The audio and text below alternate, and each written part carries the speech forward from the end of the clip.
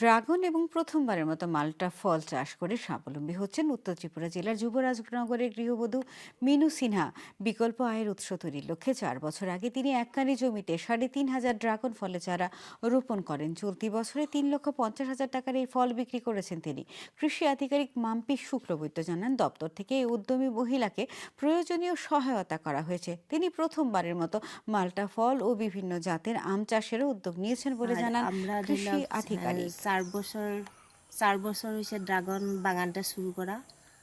আর এটা ধরলক আমরা ইনকামের একটা বিকল্প সোর্স হবে করে আমরা এটা আরম্ভ করছি। আমরা বাগানে 3,000 3,500 মতন গাছ আছে। আর এই এইবার এই বছর আমরা 3.5 লাখ মতন আমরা বিক্রি করছি। ফল বিক্রি করেছেন। তো আশা করা যাচ্ছে তিনি ভবিষ্যতে আরও জমি বর্ধিত করবেন, ড্রাগন ফলের আওতায় আনবেন।